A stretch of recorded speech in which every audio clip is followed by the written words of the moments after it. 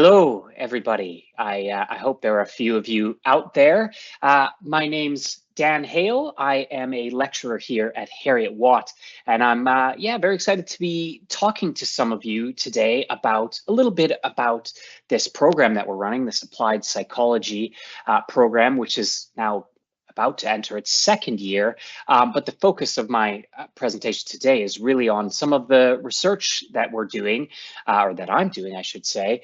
And the idea is that you get a sense of some of the things that we talk about. As I'll say a little bit later, one of our classes, one of the lectures that I run is called Current Directions, and you get to hear about ongoing research. So this presentation that you're about to see is mostly pulled from that class, and you'll get to probably see something very like it again if you join the lecture, but you'll also get to hear from lots of if you join the program is what I meant to say. You'll hear from a lot of other lecturers about their applied psychology research. So let's launch into it.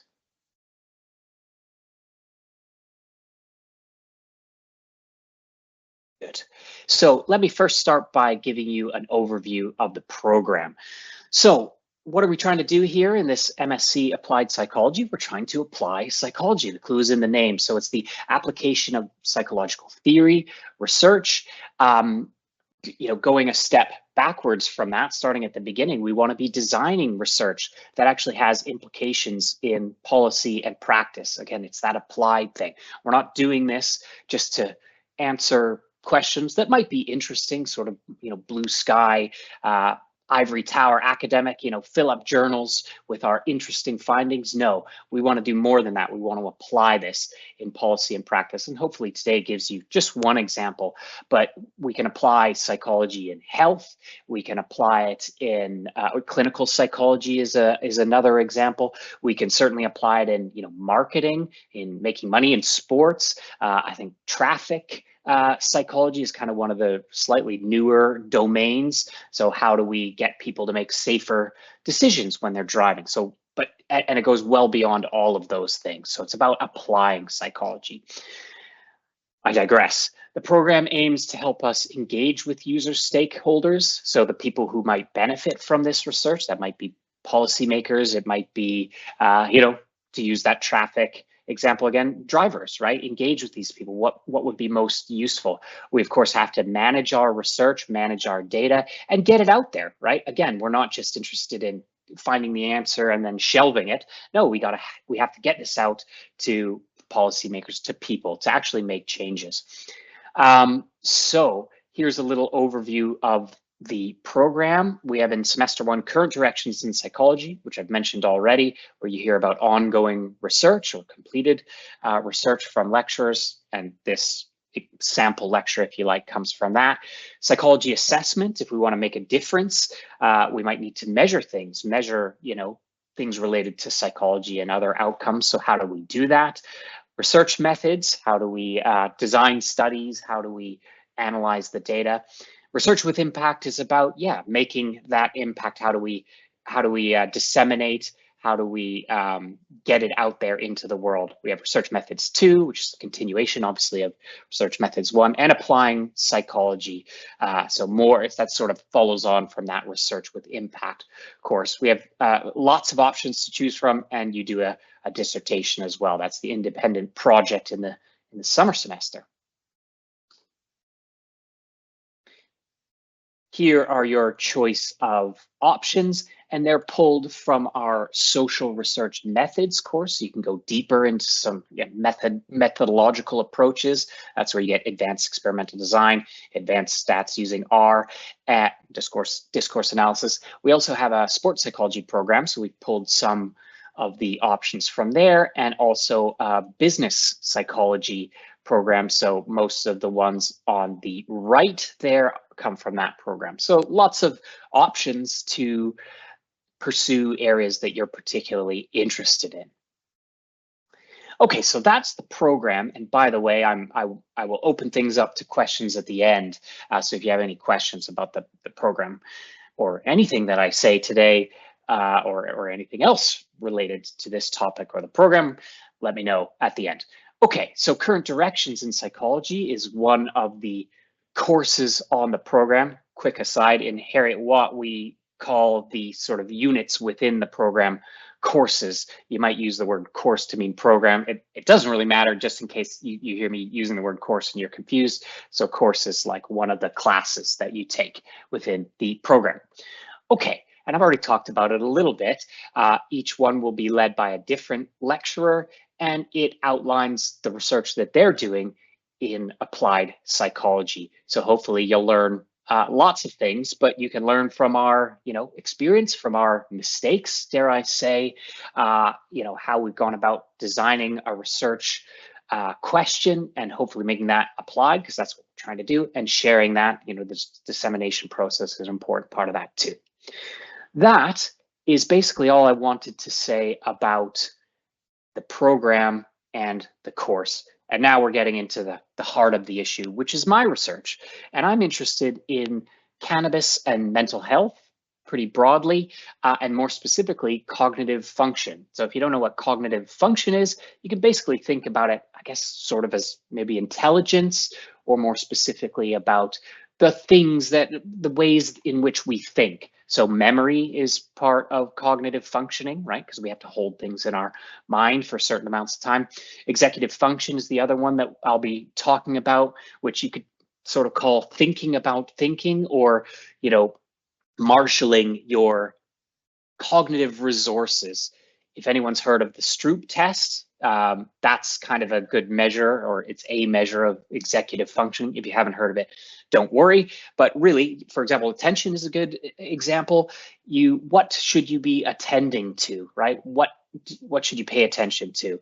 And that's part of executive functioning. And some people have trouble paying attention to anything or to the right thing. So that's what we mean. But really, you can think about this. Cognitive function is thinking skills, or maybe intelligence, if that helps you. Okay, and there is some suggestion that chronic cannabis use, so using marijuana frequently, is associated with deficits there. There's other evidence that frequent adolescent use is associated with poor executive function, but maybe occasional use is associated with better executive functioning. So are we saying that if you smoke pot, if you consume cannabis, this will improve your functioning? This will make you smarter? Well, no, that's not what I am going to be saying at all. But I'll come back to that issue in a minute. But really, it says something that's very difficult about applied psychology, and difficult about this area in general. And that's that we can draw associations between things, cannabis and cognitive function. They're definitely associated. Cannabis and depression. Does that mean that the cannabis is causing the depression or the reduced cognitive function? Not necessarily. It could be that depressed people gravitate towards cannabis, or people with particular levels of cognitive functioning are more likely to make decisions that lead them to consume cannabis, for example. But actually, studies find that if you control for, or if you take account of the fact that people obviously have a pre-existing cognitive functioning, so say you can measure it when somebody is 15 or 10 before they start using cannabis, you can see whether cannabis, or whether it changes over time, and whether cannabis seems to be associated with that. Basically, I've said a lot of words, and what I'm trying to say is, yes, cannabis and cognitive function seem to be associated with each other, but it's complicated because there's lots of different patterns of use and ages of initiation. And we're not really sure whether one causes the other. The best evidence is that early initiation using cannabis when you're really young, before you're an adult, that might be problematic for your mental health generally. Hopefully that's clear. And we want to add to this evidence. So let's talk a little bit about that policy context, because that's, we want to apply this in some ways. I think for me, one of the things I'm interested in is the policy context. You can probably detect from my accent that I'm not born and bred in Edinburgh or Scotland. I'm from Canada, and Canada is one of the countries where recreational use is completely legal. And I forget exactly when that happened, but it's fairly recent, in the last 5 or so 7 years. So back when I was a young man, it was not legal, and now it is for adults. There's other countries where it's legal. Uruguay was the first. I was just updating these slides this morning. Georgia, South Africa. Germany is somewhere where it's legal, but it's very complicated, and it's not legal to tourists or visitors, only people who live there. Luxembourg, Malta. If you're confused as to why Holland and the Netherlands isn't there, it's because it's not legal there, which might surprise some of you. It is decriminalized, so people can do certain things and the police won't get involved, but you can't grow it. It's illegal to distribute it. So obviously somebody's distributing it to coffee shops, but again, the sort of legal framework is not getting involved. So anyway, let's not get too deep into that, but technically it's not legal in Holland. Medical cannabis use is legal in many, many countries, including the UK. And in the UK, it was changed to a different, category of how useful this is. So there is some policy recognition that cannabis might have some usefulness in, for example, treating mental health. And I've given a few examples there. So can be used to treat pain and opioid use, PTSD, post-traumatic stress disorder, and some evidence that it reduces anxiety. So yeah, cannabis might be useful in treating mental health. And that's the policy context, right? Politicians, and I guess the electorate to a certain extent, have to make decisions about this drug. Should we allow it to be legal like it is in some of the countries at the top there? Should we maintain its illegal status? It was only made legal for medical use in this country within the last few years. I can't remember exactly when. So there's policy decisions that need to be made, but we want to hopefully inform those decisions, right? We don't want to do it blindly. We want to know what the evidence is. If it's really harmful to people's mental health, then yeah, maybe we shouldn't make it legal for recreational use or even medicinal use. So I'm interested in that. I mean, also individuals are making decisions, right? You might want to, I don't want to, let's not get too deep into that, but people want to make decisions about that, and they maybe want to do it in an evidence-based way. Maybe people are interested, even in places like Canada where it's legal. Not everyone wants to do this. They might want to know what the impacts of this might be for their mental health. So those are some of the ways, and there are probably more, that this is applicable. We can use this research to make decisions, change and shape people's behaviors and policy. So what is the aim of this specific research? Well, I'm focusing in on cognitive functioning, so thinking skills. There's lots of other areas of mental health or other facets of health that you could investigate. I want to investigate associations between cannabis use throughout the life course and people's thinking skills in adulthood. Actually, I'd like to go further than that, because it's great to know whether these things are associated. But as I've already alluded to, what we really want to know is, does cannabis use cause problems for people, or does it cause mental health problems? Because knowing that they're associated doesn't really say necessarily anything about how cannabis is contributing. It could be that depressed people, like I said already, are more likely to use cannabis, and that's not really applicable to, for example, somebody's individual decision to use cannabis or not. We want to know whether it's going to cause us problems at an individual level or maybe even at a country level. So that's what the last bullet point is. We want to inform cannabis policy, including the legalization, rules about potency. Maybe we shouldn't legalize high potency cannabis. And maybe we want to make decisions about the legal age limit. Maybe it should be legal for adults. Maybe it should be only legal for people who are 21 or maybe even older than that. These are the policy debates we want to inform. Right, applied. I'm beating a dead horse, I'm sorry. It's applied psychology. So this is the first study that I've actually completed, and then I'll tell you a little bit about another study that I hope to move into eventually. So I'm using secondary data here, and what that means is I didn't go out and collect data. There is lots of data that exists in the world, so there's lots of ways that we can use existing data to try to answer some of these questions. which is lucky for me because really what I need is data from the beginning, from birth, or at least adolescence. I want to know, what their thinking skills were when they were young, before they would have started using cannabis. I want to know whether they used cannabis at all and at what age they did. And then I want to see how they're doing now when they're maybe 40, 50, or even older. I'm 41 myself. If I started this study now, I'd have to recruit a bunch of babies, I guess, follow them up for 60 years. So I'd be 101 when I finish this study. It's not feasible. I can't do it. It would cost a ton of money as well. I want to retire one day.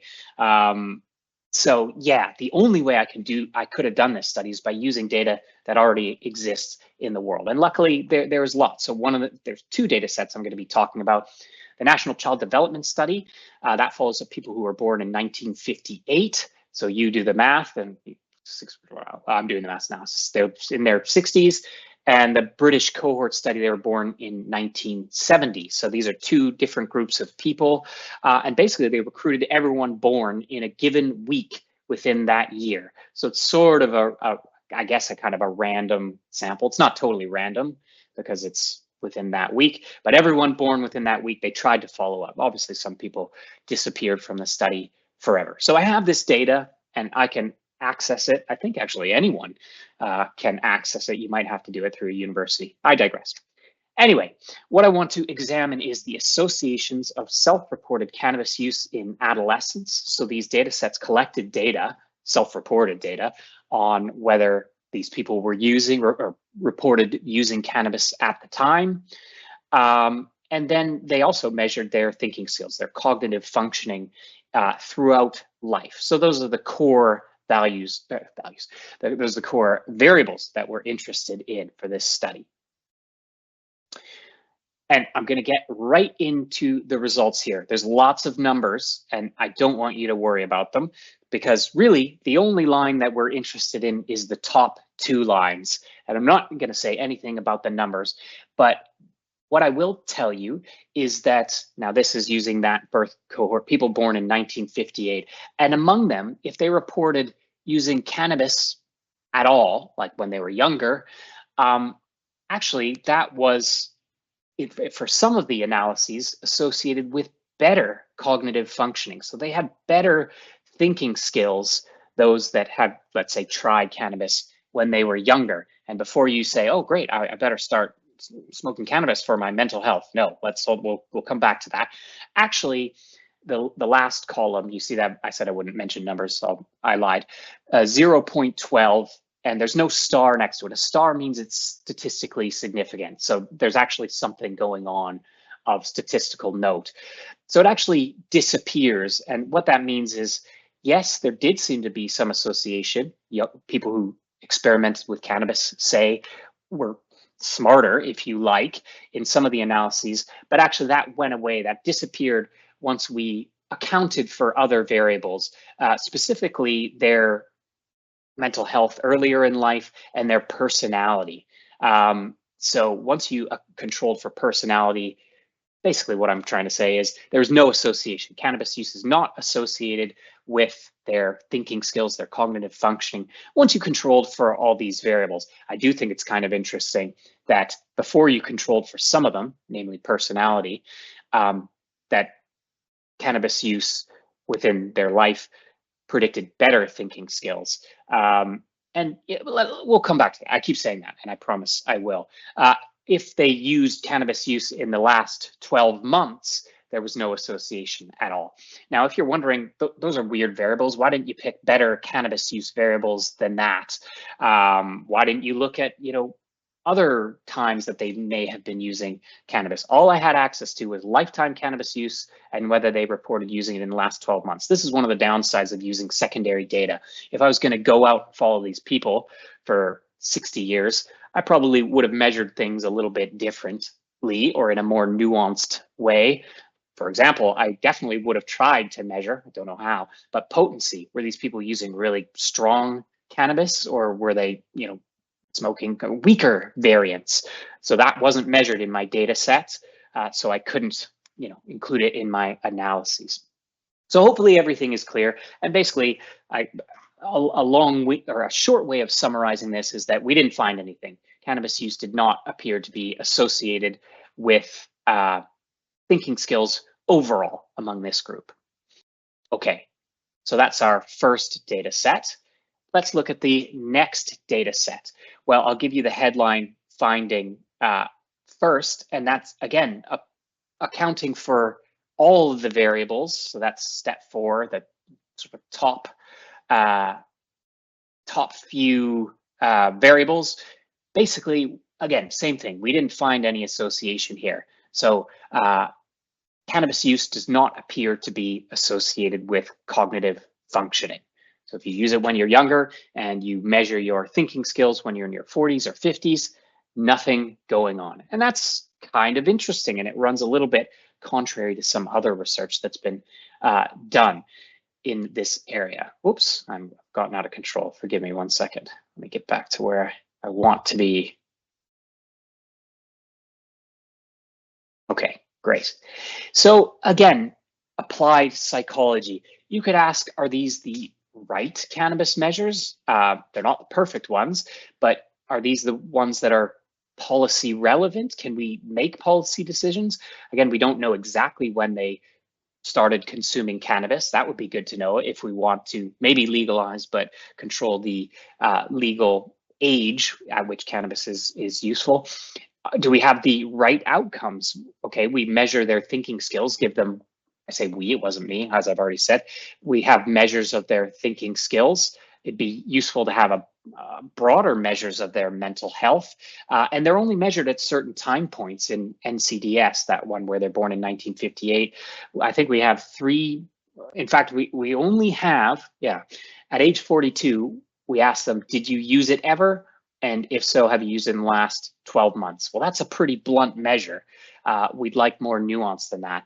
I didn't talk about confounders very much, but we controlled for certain things. Did we control for the right things?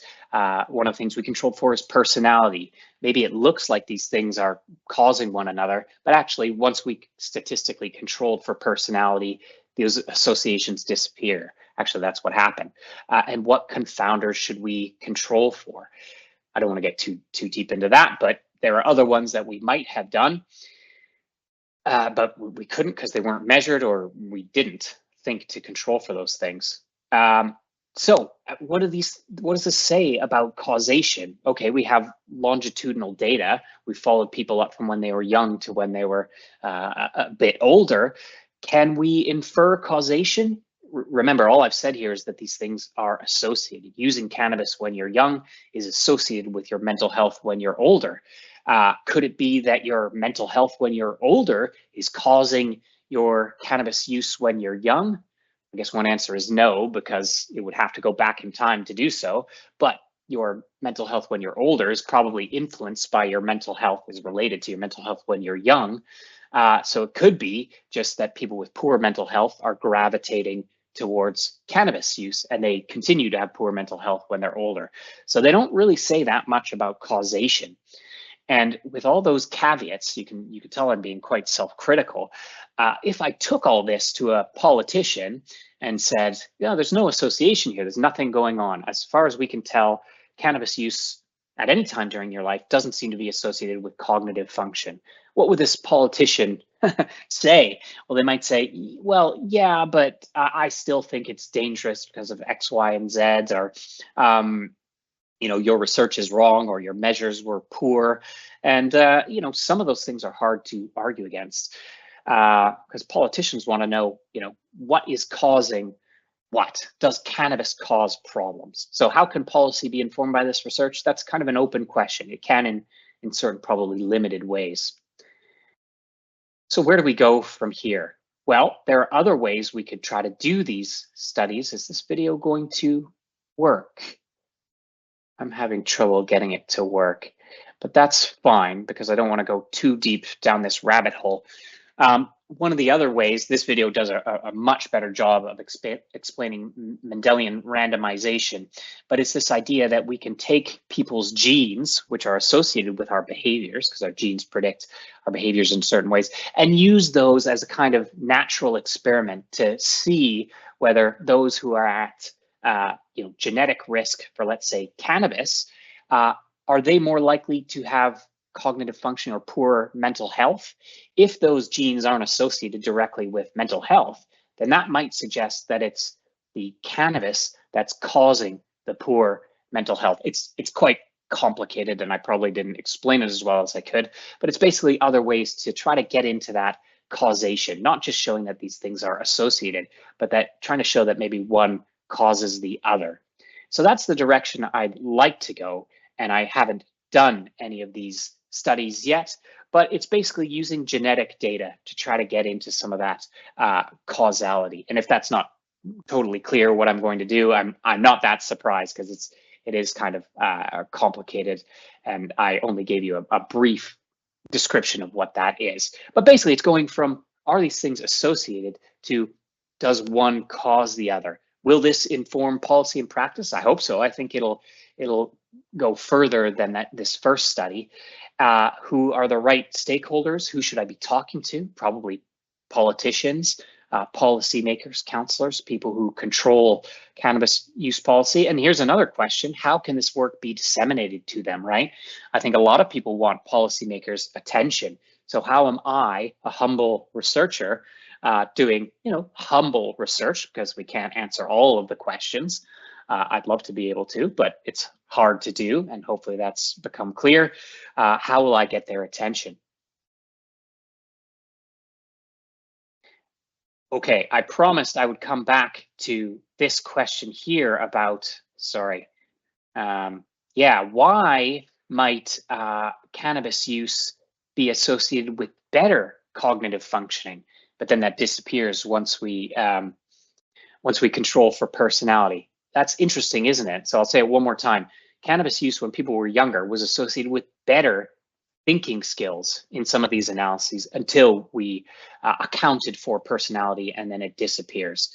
So I'll give you my hint is, I don't think cannabis use when you're younger will improve your thinking skills. It won't lead to better thinking skills. So why might we be seeing that finding? And I'm going to open it up now. I will open it up to questions, but if anyone has thoughts on that, I will give you the answer. Why might that be? Why might we be seeing that people, when they use cannabis when they were younger, are showing better thinking skills when they're older? That's the end of my presentation. We'll answer that question, and then I'll move on to any questions from you. Any thoughts? Please raise your hand or say something in the chat. Or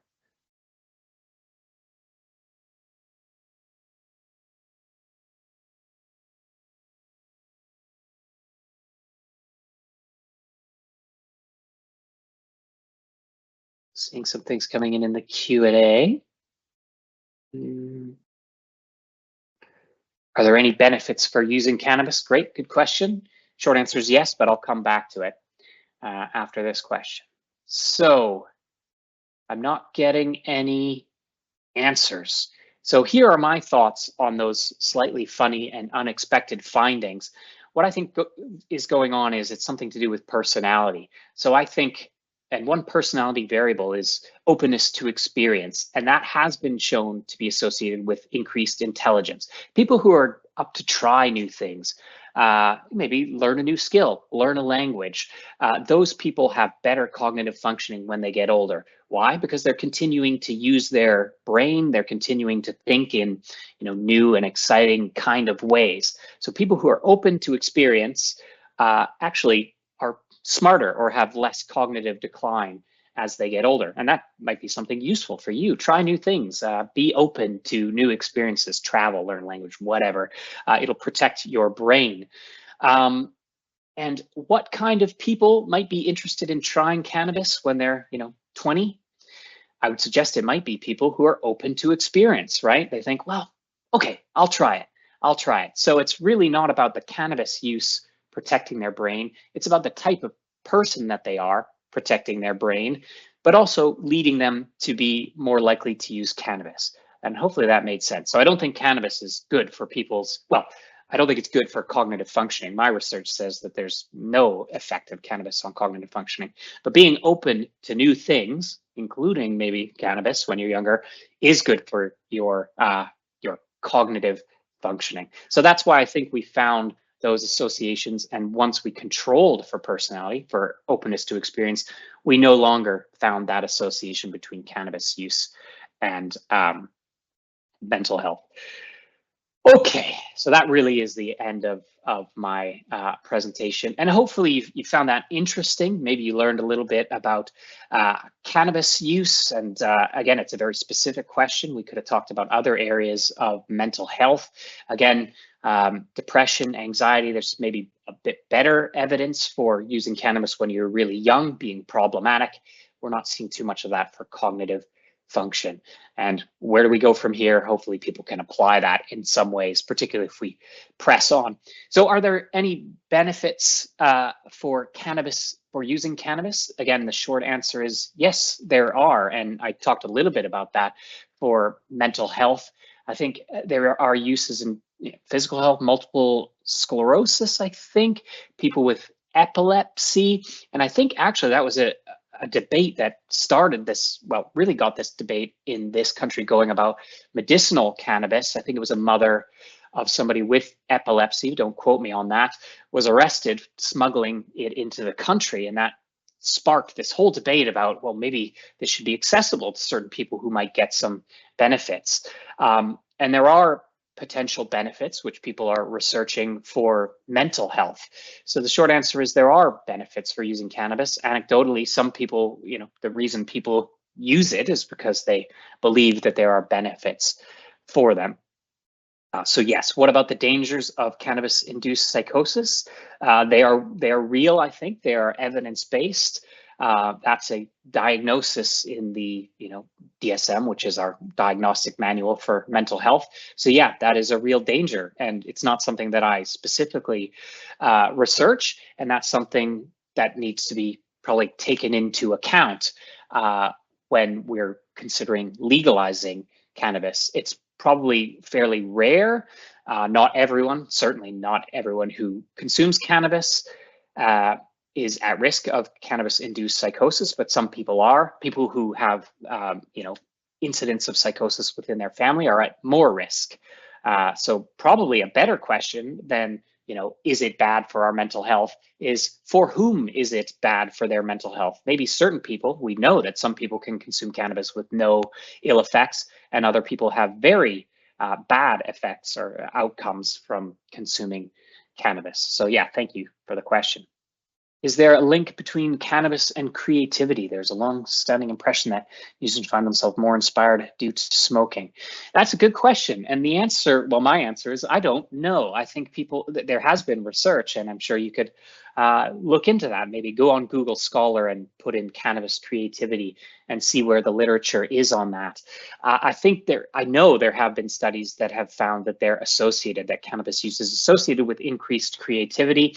Again, that causal thing is really, really hard to disentangle. It could be that creative people are more likely to consume cannabis. It could be that they're more likely to do other things, other behaviors that improve their creativity. So I'd be very cautious. I won't say that cannabis use improves people's creativity.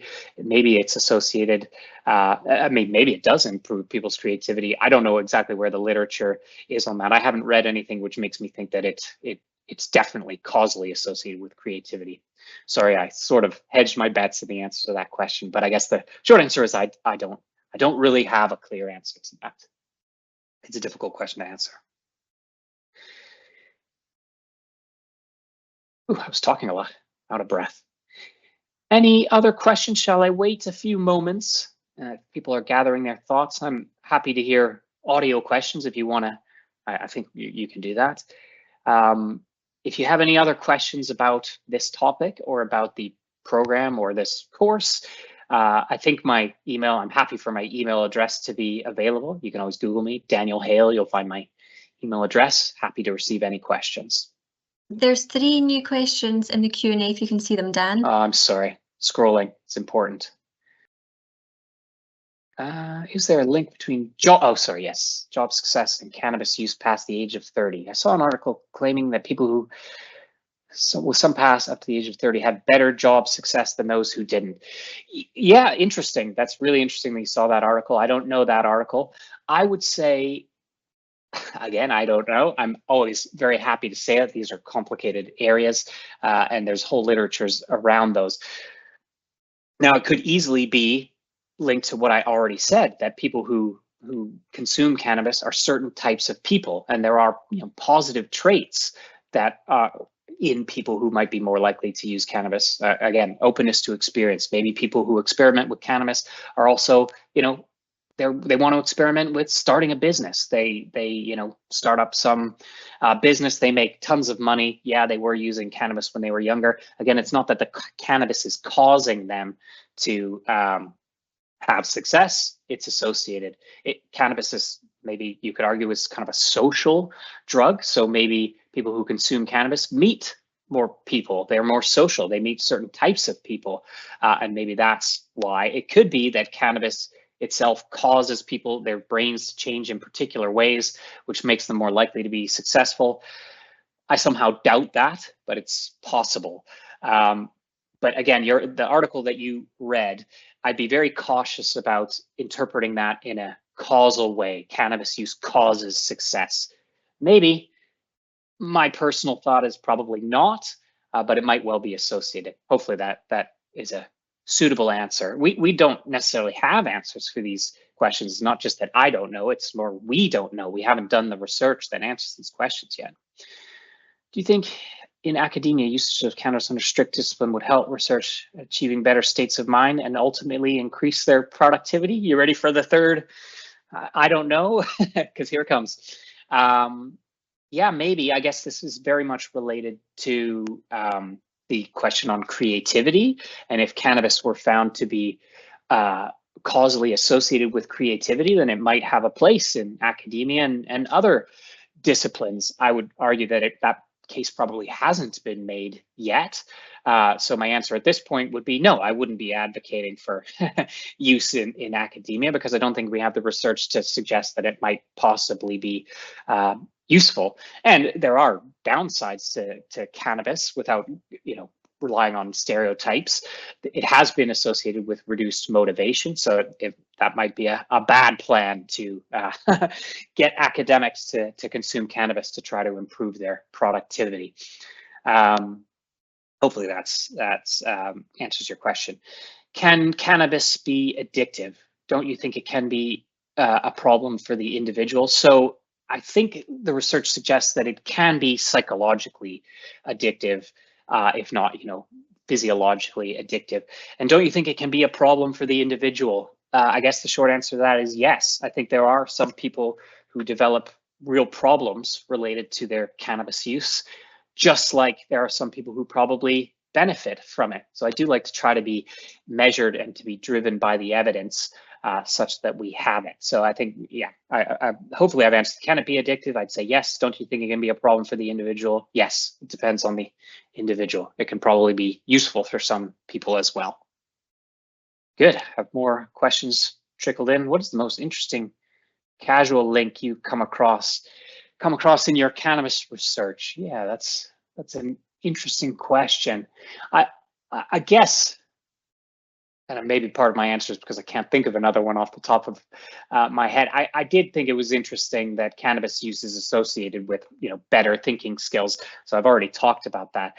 I can't think of another casual link that I've come across in cannabis research. But you do get a lot of these really interesting kind of weird associations sometimes, if you're not thinking about the confounders, the other variables that might be causing these things. Oh, here's another. I finally thought of one. Heavy drinking in, when you're 18 or 19. Sorry, this isn't to do with cannabis. Heavy drinking when you're 18 or 19 is associated with better academic achievement in university. And that's weird. And again, I don't think heavy drinking causes people to perform better at university. That this finding was from, a few years ago, maybe a few decades at this point. What I think was happening there is that university is associated with, sorry, I'm falling all over myself. Heavy cannabis or heavy alcohol use at 18 was associated with having higher levels of education, being more likely to have a degree. And I think that's related to the fact that university used to, at least, kind of encourage a particular lifestyle of heavy drinking at university. If people are going out into the workforce at 18 or 19, they probably aren't or can't drink heavily. So basically what I think all that research is saying is that university students used to, or maybe still do, drink too much. I don't think drinking a lot is good for your academic attainment. So that's another one of those kind of weird, spurious links. Again, if you interpret it in a causal way, you're going to land on the wrong answer. So I know I kind of swerved your question about the most interesting causal, maybe you meant causal link, but I interpreted that as, non-causal link. So yeah, there's weird associations can happen, and don't necessarily interpret them causally. That's my advice to you. How does Canada screen for drivers who drive under the influence of cannabis? I don't know. That's our fourth one. I haven't lived in Canada for a really long time. I think they do it in the same way that we screen for, driving under the influence of alcohol in this country. You stop people and you screen them. I think you can test for acute cannabis intoxication, and that's probably what they do.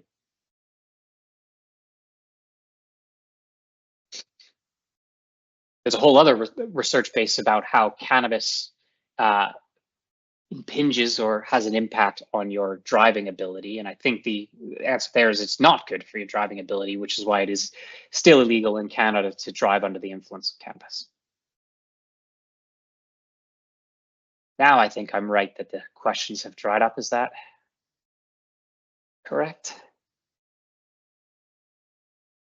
Good. Well, I think we can wrap things up, and you've got 15 minutes of found time, which for me is always nice.